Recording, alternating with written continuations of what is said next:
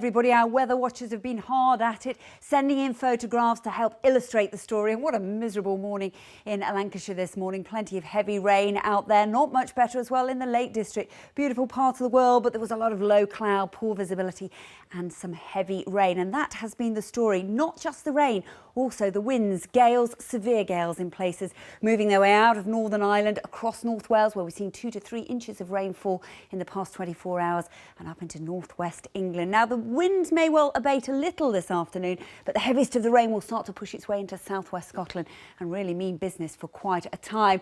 Eastern and southern areas stay pretty grey, pretty cloudy and breezy still, but mild temperatures again into the mid-teens. Now, as we go into the early evening rush hour, the winds will strengthen once more and we'll see some significant rain piling into western Scotland. We could see some localised flooding before it eases away, with gales or severe gales, particularly to higher routes and across the Transpennine routes on the exposed coast as well. Some of the rain will start to ease for the early evening rush hour across into Wales, and further south it stays breezy but slightly drier, slightly quieter for driving home along that M4 corridor into the southwest. There's more rain to come though, and through the night it will start to develop across the southwest. A mild night for all, the rain slowly easing away through Scotland for a time. More significant rain starts to gather into the southwest, and this will drift its way across the south coast towards southeast England during the day tomorrow. At the same time, we'll also pick up more showery outbreaks across the northwest. Sandwiched in between the two, a fair amount of cloud, but an incredibly mild afternoon for this time of year.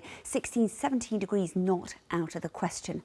Now, it does look as though this weather front will be a bit of a nuisance. It does sort of sink a little bit further south, but a conveyor belt, the next pulse of wet weather, drifts its way back into northwest England and to southern Scotland. So Wednesday, Armistice Day, does mean it will be pretty grey, wet and still rather windy across the far northwest, perhaps slightly drier and brighter a little further south, and still pretty mild with 16 degrees the high.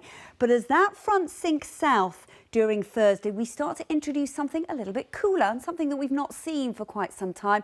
So temperatures not too extreme, a degree or so down on where they should be though for this time of year, and a bit of a shock to the system. It'll be a brief spell, so all faces of autumn I suspect for this week. Strong to severe gales likely, some heavy rain at times, not for all but for some, mild until we get to Friday, where we'll see a cool, sharp shock. Sophie. Louise, thank you. A reminder now of our main story this lunchtime.